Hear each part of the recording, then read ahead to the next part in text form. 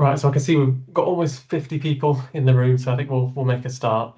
Morning, everyone. Welcome to this webinar on the Joint Strategic Needs Assessment, looking at children in care and care leavers.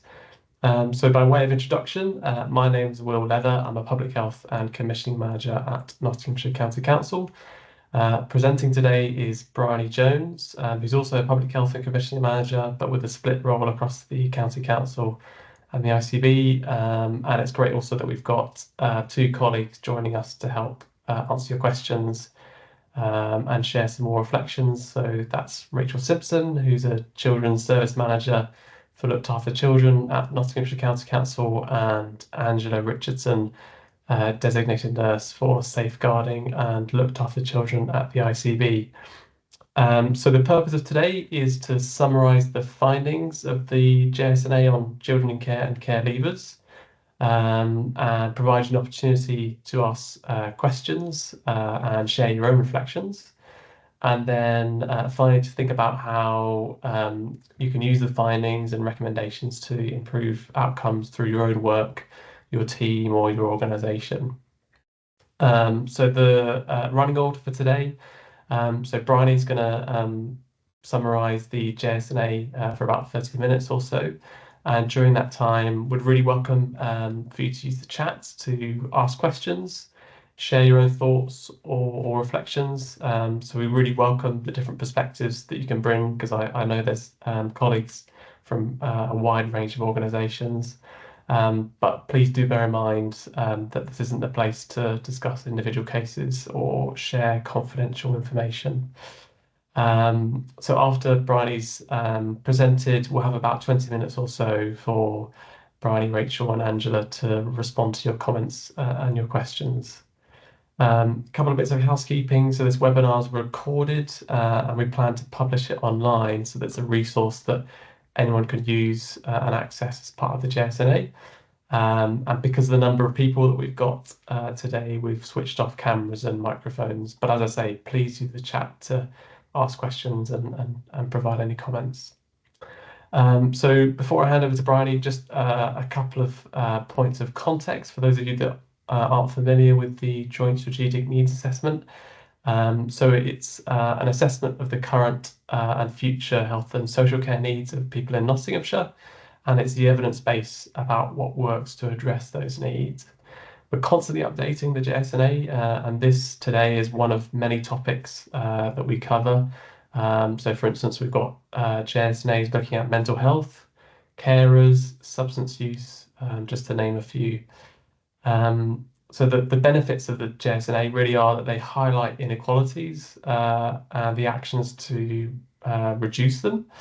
They help facilitate partnership working by combining different professional perspectives and community perspectives. They identify and share information about local community assets, and really they enable commissioners, service managers and other decision makers to identify priorities for action based on the balance of different needs. So the JSNA takes many different forms, and they're all published online through Nottinghamshire Insight, and I will put the link to this JSNA, which you can read in full in the chat. This is the first time we're running a webinar, so please bear with us if we take some learning from this. The aim really is to make the information more accessible and to reach a wider audience. So be really grateful for your feedback afterwards, and I'll put a link to a very quick survey. But yeah, without further ado, Bryony, I'll hand over to you to start presenting. Thanks, Will. I will just start the presentation and share my screen. So bear with.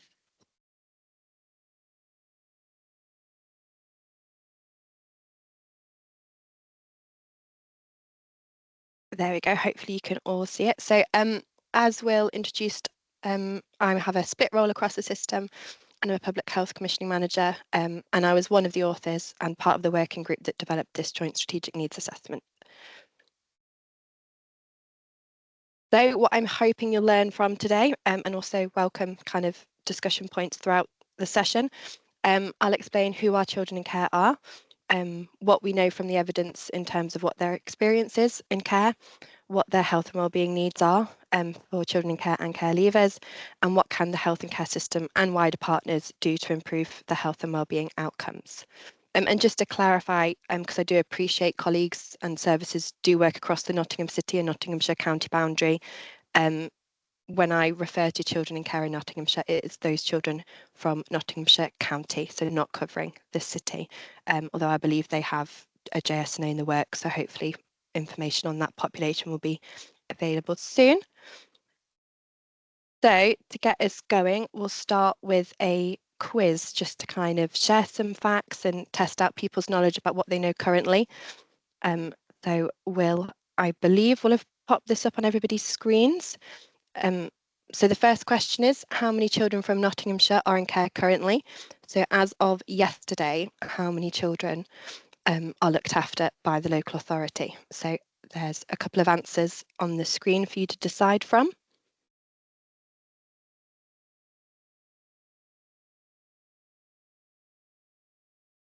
The second question is about how many care leavers there are in Nottinghamshire last year. And again, it's a multiple choice answer.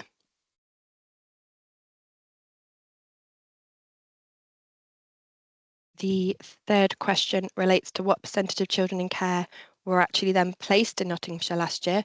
So quite often children may originate from a local authority boundary, and then when they enter care, they can be placed in other areas, so Derbyshire, Leicestershire, or further afield. And then question 4 is, what percentage of those children and young people who left care last year returned to then live with their birth parents? And the final question is, what percentage of care leavers aged 19 to 21 are in education, employment, or training? So I'll give you all a couple more minutes and then I can run through the answers.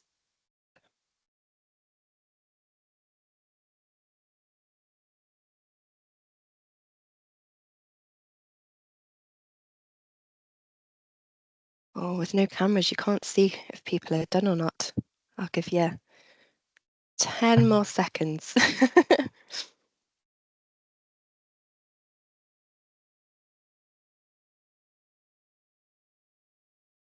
Great. So I can't see the results because I didn't fill it in myself. So Will, I might need you to kind of input in terms of what percentage. But for question 1, the correct answer was, as of yesterday, there were 928 children in care from Nottinghamshire. In terms of question 2, there are 670 care leavers as of the figures from last year. Question 3 is that about 53% of our children in care from Nottinghamshire are actually then placed in Nottinghamshire. Sort of quite common areas where we do place our children is Nottingham City, as well as kind of areas in Lincolnshire and Derbyshire, so our sort of neighbouring authorities. 20% of children who left care last year returned to live with their birth parents. And the final question was about 51% of our care leavers go on to into further education, employment, or training opportunities. Fab. So hopefully that was of interest to people, and I'll crack on with the rest of the findings. So just to set the scene, the reason that this population was chosen for a JSNA is that unfortunately there are sort of great health inequalities in terms of their outcomes and sort of quality of health. So we know they're more likely to suffer from mental ill health, and that be severe mental health illness as well. Quite often they have special educational needs, and that's more prevalent than other children and young people, and obviously that can often lead to worse employment prospects than their peers. Again, following on from that point, a lower proportion of our care leavers enter education, employment, or training opportunities, as opposed to other 19 to 21-year-olds. Children and young people living in care, especially those in sort of residential settings, can be targeted for exploitation, and that risk is heightened for young people who have insecure immigration status. Again, as they get older and we often see that young people who are care experienced can become homeless, and that's at a higher proportion than the general population. And some studies have shown that about 25% of the adult homeless population are care leavers. When we look at criminal justice, again, children who've had care experience or young people who've had care experience often do end up interacting with the criminal justice system later in terms of their early adulthood. And also, according to research, adults who've spent time in care are 70% more likely to die prematurely than those that do not. So again, there's a level of vulnerability here that can impact them on later life and their sort of health and well-being throughout the life course, not just while they're in the care of the local authority. So in terms of the numbers, to sort of set the scene, we had 961 children in care in 2022-2023. Currently, as of yesterday, like I said, that's 928. So what you can see is that over the last 10 years, it has increased. I think it's around about 10%, but we're starting to see that figure sort of stabilise.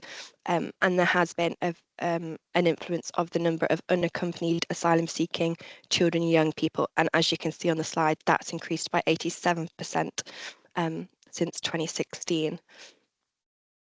What is important to highlight is that proportionally in terms of the number of our children and young people locally who are in care, that started to stabilise from about 2020, 2021 onwards. And again, in terms of the rates of population, about 8% of our children and young people are unaccompanied asylum-seeking children and young people, and that's similar to the kind of proportion that we see nationally. So just a bit of information in terms of the demographics of our children in care. So we can see that sort of most of the age of the children when they enter care is starting to be of the older cohorts. So sort of the ages between 10 to 10-year-olds is the majority in terms of when they enter care. And then when we take a snapshot of all of our children in care and what age they are, we can see that most of our children are aged between 10 to 15 years old. It's quite an even split between how many are male and female, with 57% of our children in care being male. A large proportion of our children in care are white, and of that, many are white British. And when we look at where our children have come from, so their sort of originating home address, most of our children and young people who enter care come from Mansfield and Ashfield at about 45%, and then 15% from Bassetlaw. And what this does correspond with is our lower tier local authority deprivation rankings. So we can see there's an inequality there in terms of areas where there may be disadvantage. When we looked at our unaccompanied asylum seeking children and young people, again, about 95% of our unaccompanied asylum seeking children and young people are aged between 16 and 17 years old. So a lot of our children in care in this area are teenagers. They're predominantly male as well, with 93%. How they've come to be in the care of the local authority, 66% have been transferred through the National Transfer Scheme. So they will have arrived or presented in another area, and the national government have transferred them into Nottinghamshire.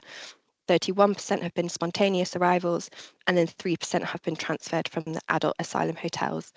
And when we've looked at the nationality of our unaccompanied asylum seeking population, about half of the cohort have come from Afghanistan, 12% from Iran, and 11% from Sudan. And then there's a number of other nationalities, but the numbers are quite small. So I've just shared the sort of top 3 originating areas for your information. So when we look at the journey in care, most of our children enter the care of the local authority due to abuse and neglect. That reflects what happens nationally, and also historically, it has always been the predominant reason why we take over the care of the particular children and young people. We have seen an increase in the number of children who enter care due to absent parenting. That has risen over the years, and again, that's a national trend. And that fits in with the fact that we are receiving more unaccompanied asylum seeking children and young people who would then be categorised as having absent parents. And there has been some fluctuation around the percentage of children who enter care due to family dysfunction, but on the whole, predominantly, the cause is around abuse and neglect. When we look at where they are placed, again, most of our children in care are placed in foster care, although some may have a different experience, and quite often it's dependent on their age and what's also the appropriate provision to meet their need. So we have about 20% of our children and young people placed into children's homes, secure units and semi-independent accommodation. When we look at their experience while being looked after by the local authority, 10% of our children in care experience 3 or more placement moves, and that can be a mixed bag of they've gotten a bit older and we've decided they need a different type of provision, but also it can be an indication of sort of placement instability and unmet needs. So that's quite an important bit of data that we use to kind of make sure that we're providing the right accommodation for our children. And again, we use the statistic about sort of placement stability to understand if we've met those needs correctly. And around 60% of our children in care spend 2 years in the same placement. As referenced earlier, there is a lot of fluctuation in the cohort in terms of whether they're placed in area or out of area. And similarly, as a local authority, we will receive children in care from other areas. So a child who enters care in Derbyshire might get placed within our boundary and vice versa. So it's not 45% because that's a bit of an outdated figure. As I mentioned earlier, 51% of our children in care from Nottinghamshire, 51% of our children in care in Nottinghamshire remain in Nottinghamshire. When we've looked at where our children are placed outside of Nottinghamshire, quite often it's in Nottingham City, Derbyshire, Lincolnshire or Leicestershire in terms of common areas.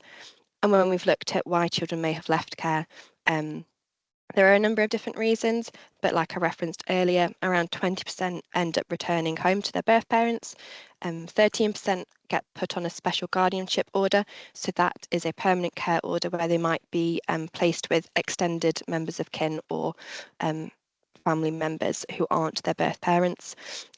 Quite often children can age out, for lack of a better phrasing, so they turn 18 years old while they're in care and become a care leaver. That happened to about 12% of our population last year, and 8% are adopted. So that's through the Adoption East Midlands process. And the arrows on the right-hand side just relate to some safeguarding figures. So around 14% of our children have gone missing in 2022, 2023. 10% are then first-time entrants to youth justice. We had no children in care on remand in that year, and we had 17 children who were subject to a child sexual exploitation meeting, which links to the earlier sort of vulnerability and risk factors around exploitation. So moving on to their health needs. We do have a children in care and adoption health nursing service who do a fantastic job of supporting our children and young people while they're in the care of the local authority and looking at the kind of common interventions that they deliver to meet the health needs of these children and young people. There are needs presenting around oral health, nutrition and emotional health and wellbeing. In terms of some other figures that give us an indication of their needs, we know 6% of our children in care in Nottinghamshire have been identified as having a substance use problem, and then about a third of these then go on to receive treatment. This figure is slightly higher than what we see in terms of the number of children in care nationally who may have a substance use problem. And when we've looked at the data on referrals, cannabis is the most commonly recorded substance use to the substance use service we have available to offer them support. What we can see is that our children in care do have annual health checks, and in terms of our compliance figures, they're very high and we do better than neighbouring local authorities, the average for East Midlands and the average for England in terms of providing that support for our children and young people. Similarly, most of our children, nearly 100%, have up-to-date immunisations, and again, this is much better statistic than what we see for the East Midlands and the average for children in care nationally. But where we know we've got a bit of a problem is around dental health and dental checks.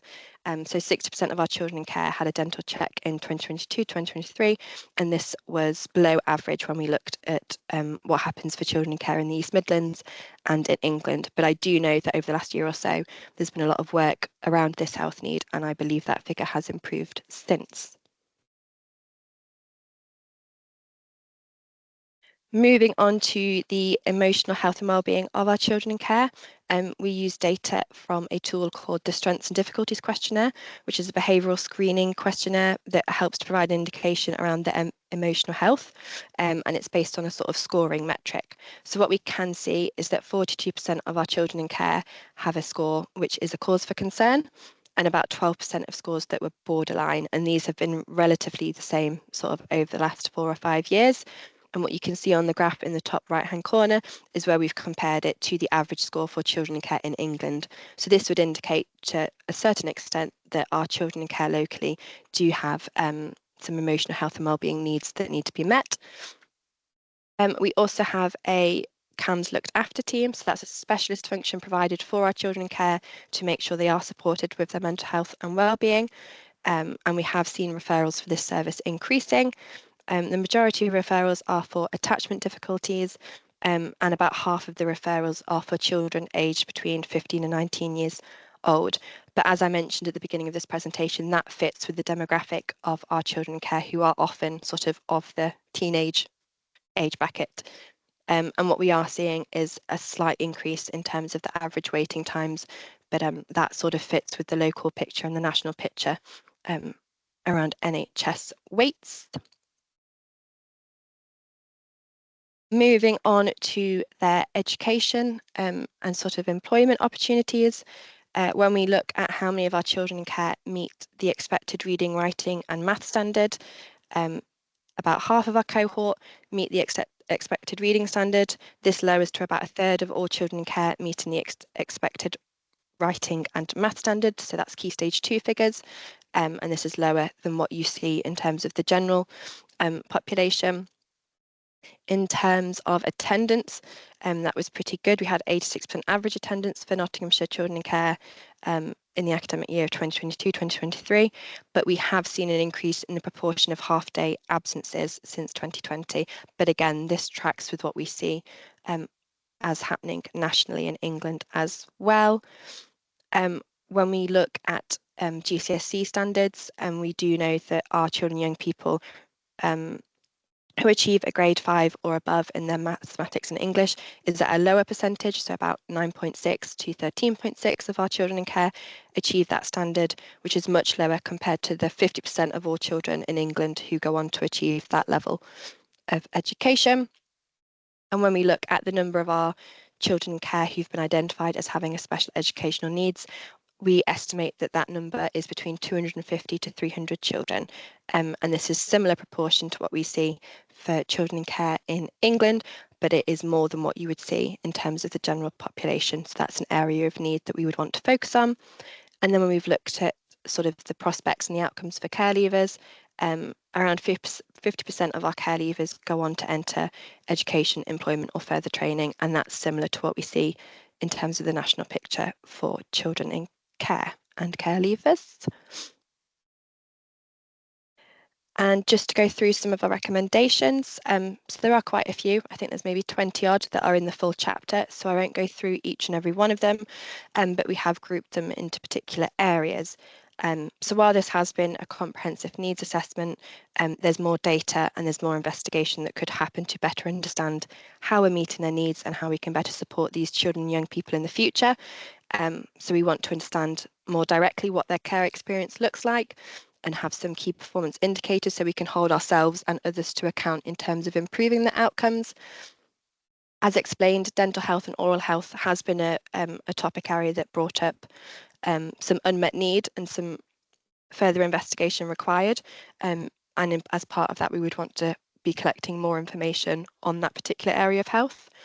And regarding mental health, we've sort of evaluated the need around sensory processing treatment. And just having a bit more data on what that provision looks like and how well it could be used in the local health and care system. There are a number of recommendations around sort of governance. So again, that ability to influence, negotiate and advocate for these children and young people. We'd like to see a delivery plan based on the findings of this needs assessment.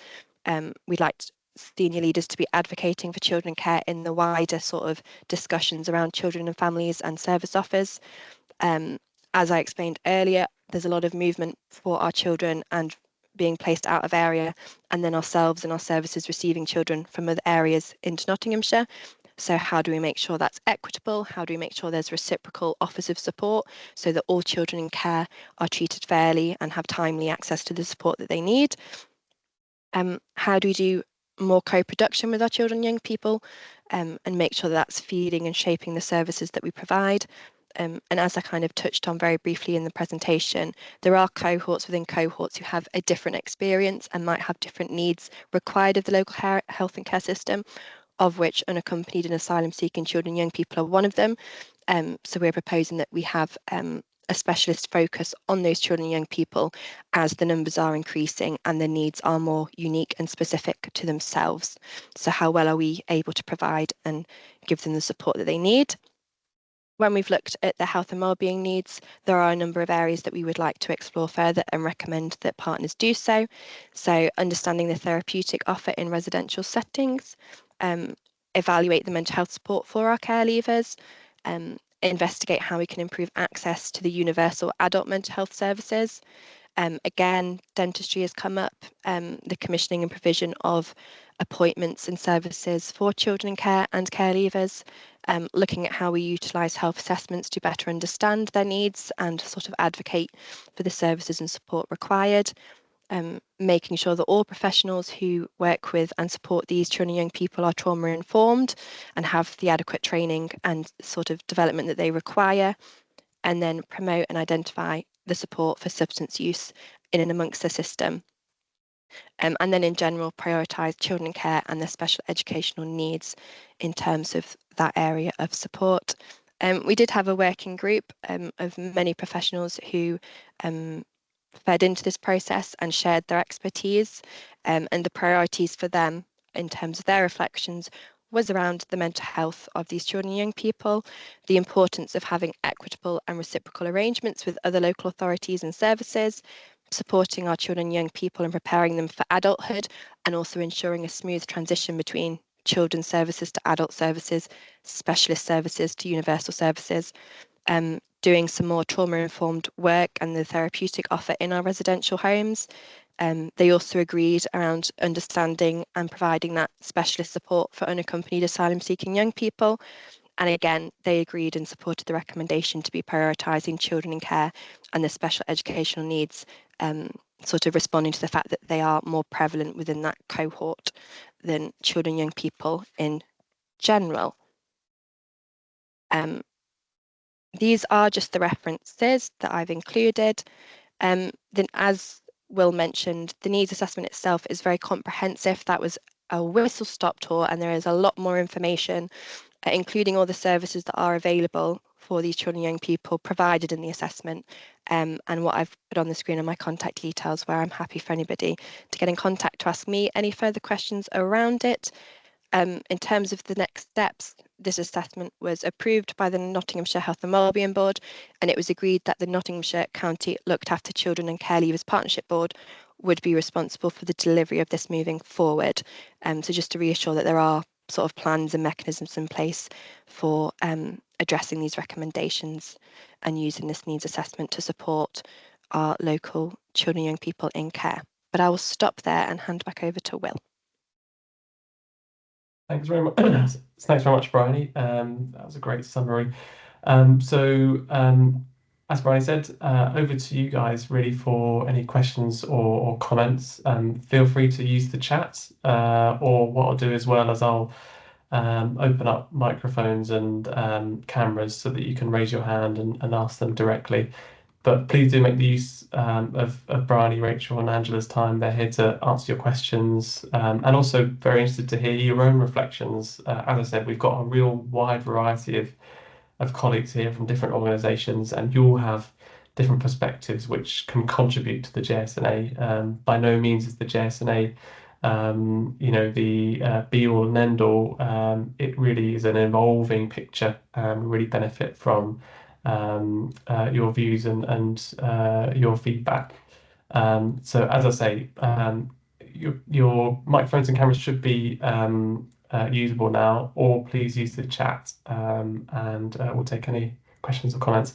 First of all, we had a comment from Yvonne. She was commenting on seeing an upturn in referrals for previously looked after children, mainly around social isolation, poor mental health, the difficulty around engagement. So a comment there really in terms of, I suppose, increasing complexity of need, perhaps. I don't know if Bryony, Rachel, Angela, you have any comments on that?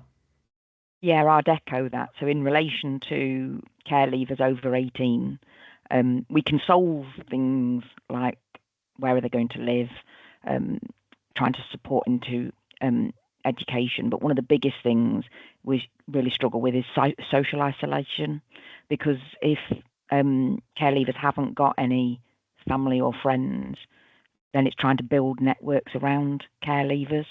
So we've had examples where there isn't anybody involved in their life apart from a professional.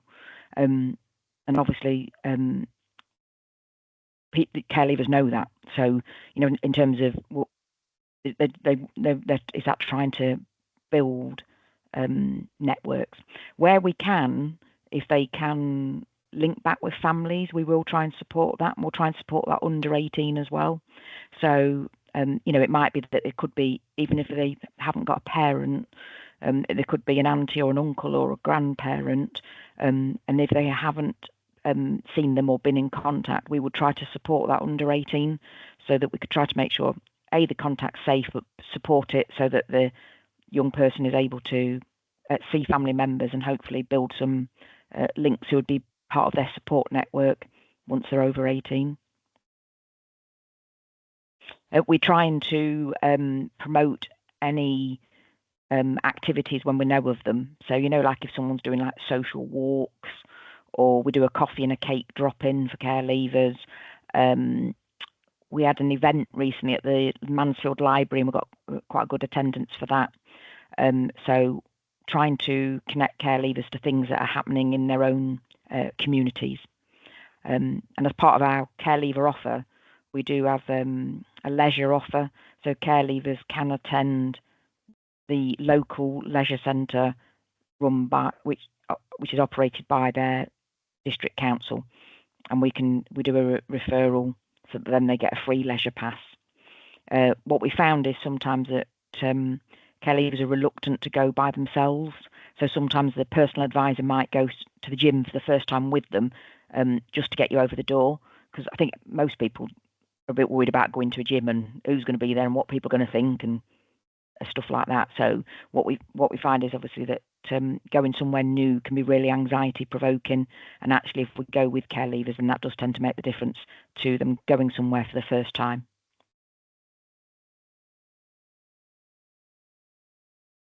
Thanks, Rachel. Bryony, Angela, do you have anything else to add, or? I think it just it's a really interesting reflection that echoes what we found when we've engaged with professionals who work with children and young people, around that sort of preparing them for adulthood, but also that mental health and emotional health and wellbeing support. And quite often people talk about the cliff edge when you move from children's and the kind of security of having that looked after status, and then becoming a care leaver, and then having to navigate sort of the bigger picture and the universal services or the adult services that are available. And that was identified as a priority that we need to be working on as an outcome of this assessment. Yeah, I can just see a comment about dentists as well, Will, for our care experienced young people, and it's something Rachel highlighted this week to me. So we've been doing a lot of work on improving access for children in care to get ensure that they can access their dental provision. But I think one of the challenges in health is a lot of our services are commissioned up until 18. And then, so we're kind of left in a situation at the moment where we're really looking at how can we improve the health outcomes for our care experienced young people as well. And I really think that is a really big challenge. At the moment, I think we're at a point where we're really trying to identify what those challenges are, and we're really trying to get it right before a child turns 18. So all that transition work that Bryony and Rachel have highlighted is really, really important. I think the statistics are really interesting as well. We can see that older children are coming into care, so we have a very, very short window to get it right for a lot of these children before they turn 18, and that's not including our unaccompanied children, which, as Bryony highlighted in her presentation, have very, very specific needs, which are also equally complex.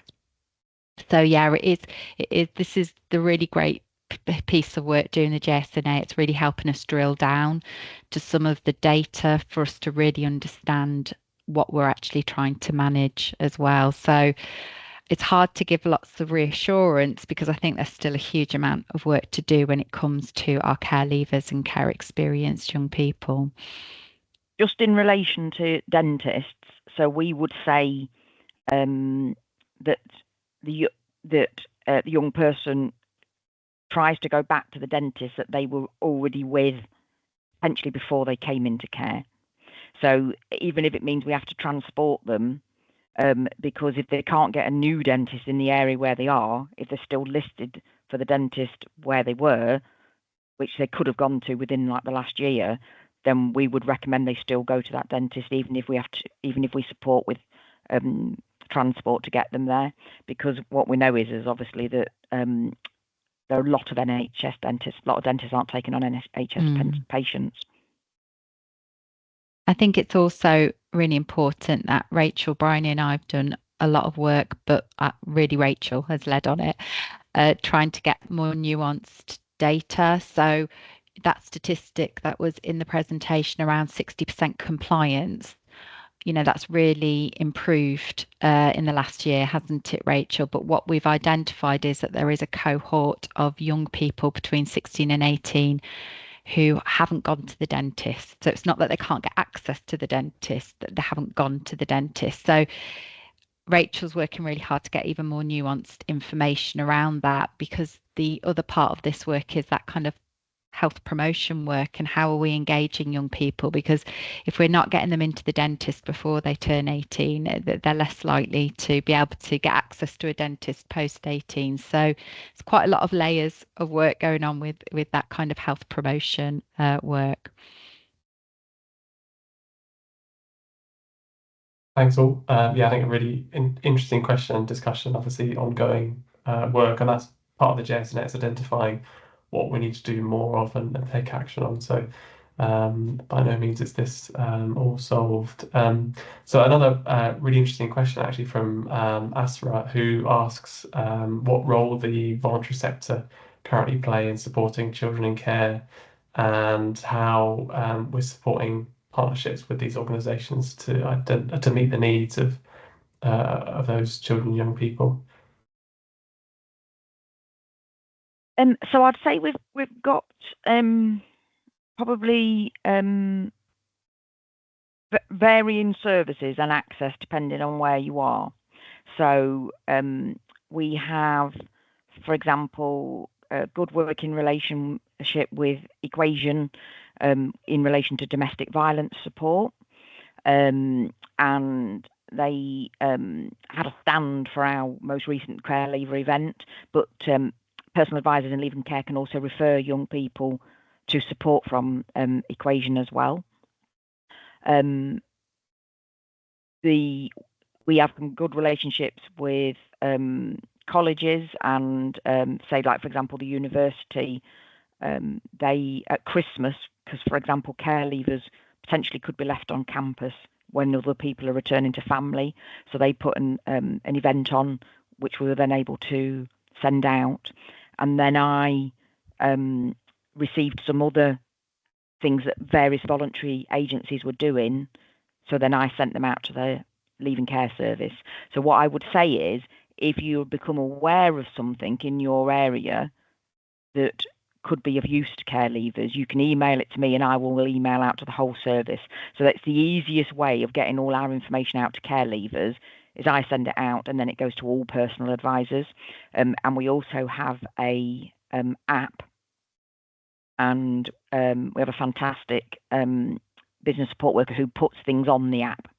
So if there's any if there's an event, or whether that's from the voluntary sector or something social, or it could be there's a jobs fair. Recently we've had something about from the civil service internships, stuff like that, then basically we send it out to the service, all the personal advisors, so that they know. So we've got probably 40 personal advisors across our main 3 leaving care services, in terms of how we're set up are like north, south, central. And then we also have a leaving care service for our unaccompanied asylum seeking children and care leavers, because obviously potentially the resources or things that would be of interest to them is slightly different. So but we try to make sure we send out as much information as we can to workers so they know what's out there. And the teams are very good themselves. So if they hear of a resource that they think's good, they will then tell their colleagues. So if someone is having counselling through a voluntary service, they'd then let other people know. So potentially they might want to refer a young person in, that type of thing. What I would say is probably the biggest issue is accessing, as well as obviously social isolation and dental, is accessing counselling or therapeutic support over the age of 18. So we do find that young people potentially they need to be ready to want to talk about their past, and they might not have been ready when they were teenagers or 15 or 16 or 17, and then they become an adult and they might be ready. And obviously the starting point would be they'd go to their GP, but they can be put off by going to the GP because obviously they don't want to have to share their life story within a 10-minute appointment. So they are some of the barriers that we find in terms of care leavers accessing services post-18. One of the things that we're doing to address that is we've created what we're calling a multidisciplinary team within our supported accommodation. So this is for care leavers that are living in our supported accommodation model, which, just for your information, houses over 230 care leavers.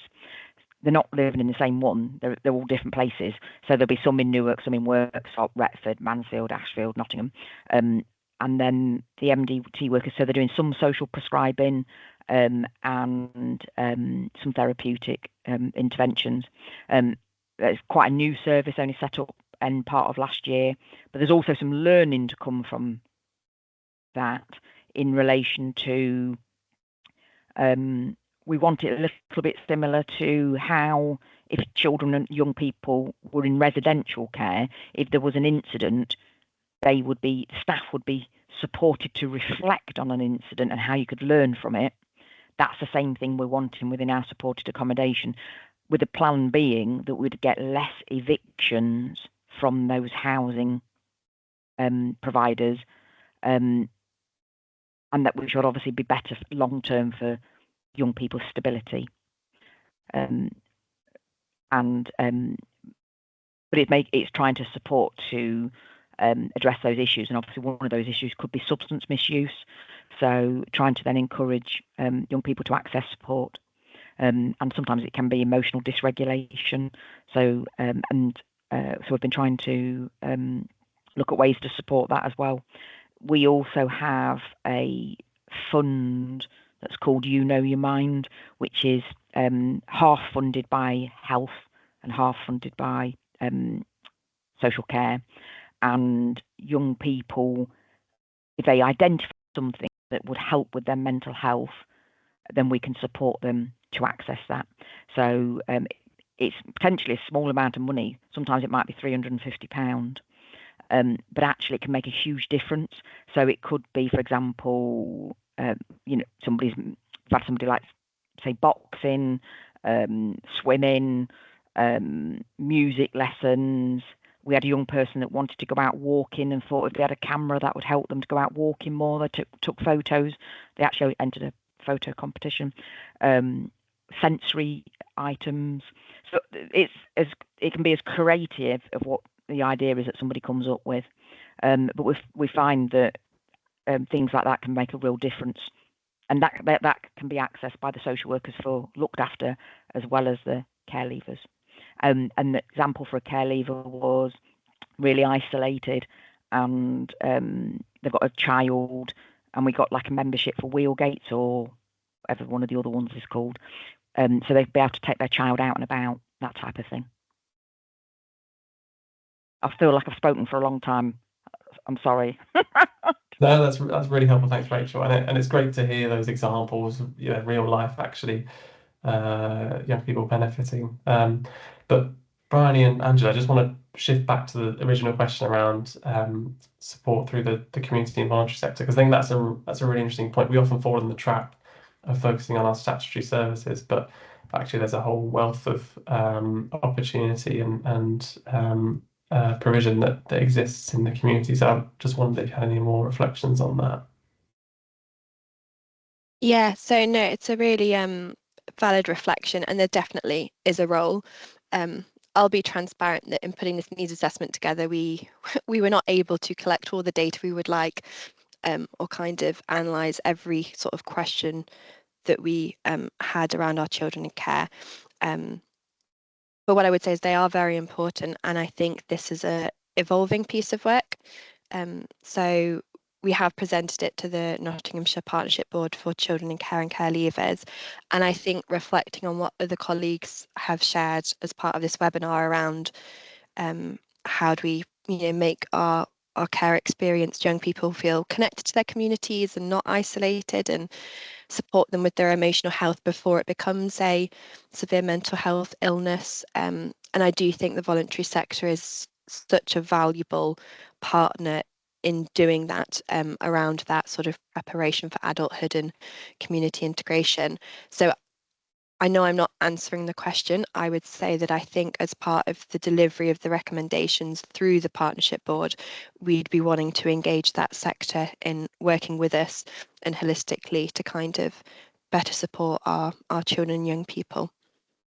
Yeah, I agree with Bryony. I think we've very much focused on commissioned services at the moment and looking at the statutory responsibilities that we have and meeting those health needs. But I think we've opened a can of worms to a degree that when you start to look and really unpick the services and how we meet the needs of this cohort, I think it's really important what Bryony said in the presentation around cohorts within cohorts and the complexity of many of these children and the intersection as well. We have some of these children have SEND needs, some of these children might be known to youth justice, that there's lots of kind of crossovers of different complexities.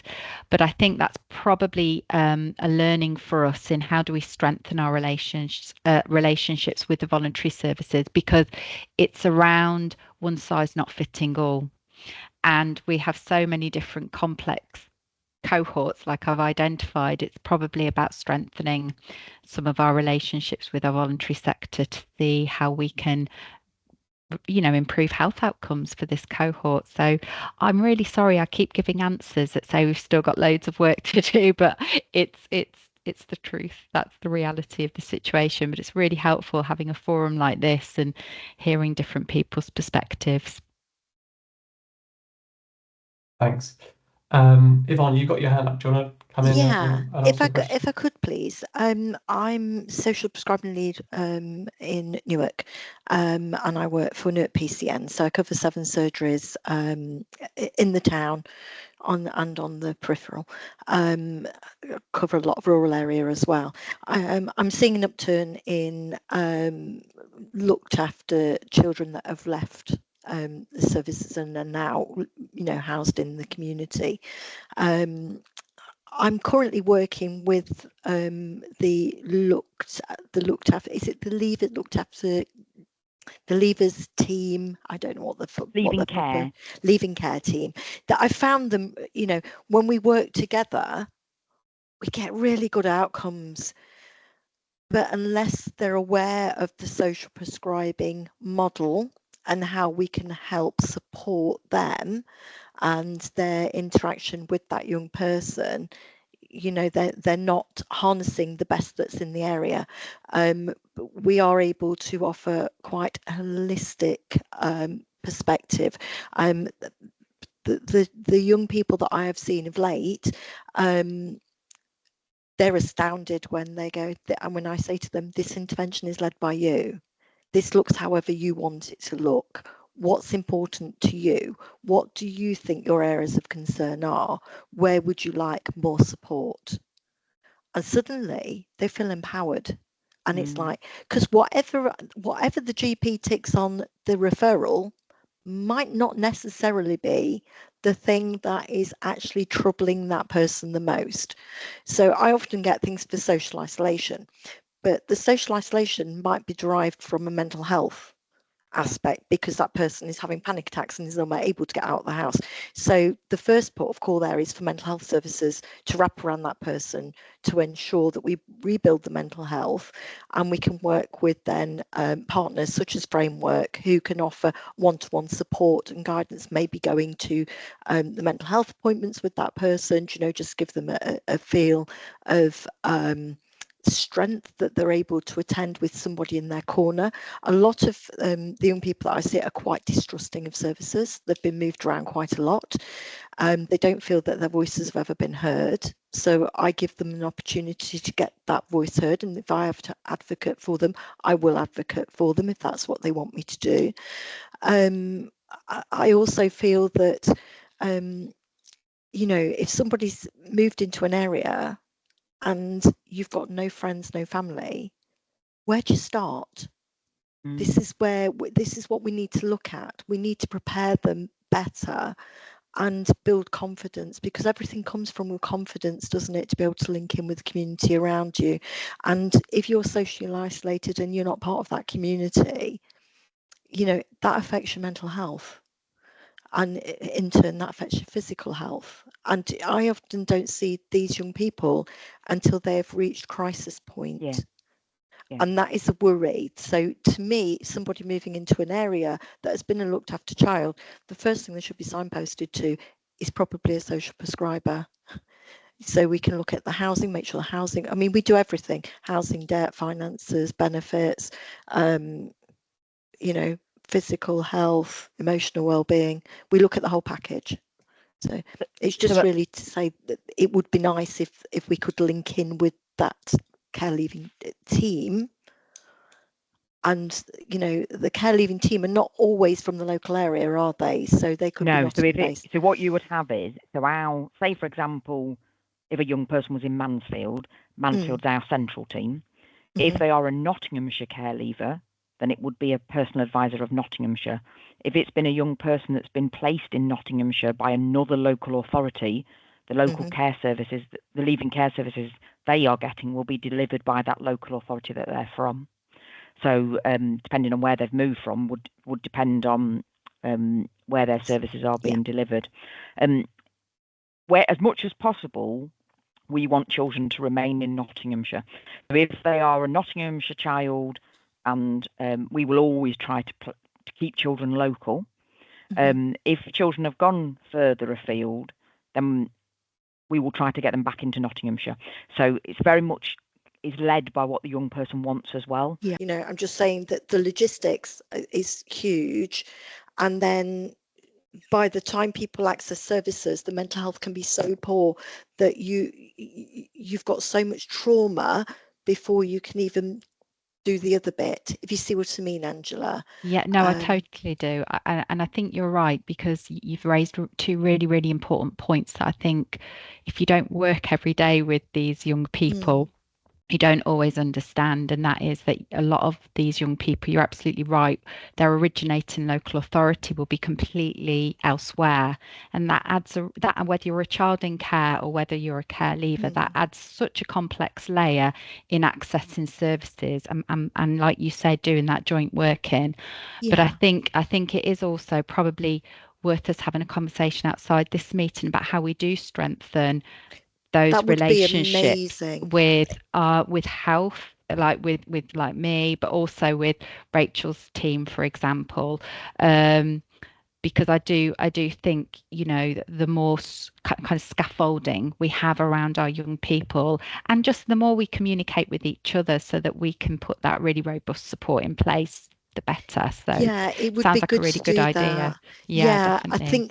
I think that we've, if we work in unison, we're able to provide the right support at the right time, rather than us ending up 18 months, 2 years down track, and the work is so much more complex at that stage. Yeah. And that person then can feel, or, you know, individuals can feel disillusioned at that point, and it can be hard then to gain trust, and that takes a lot to build.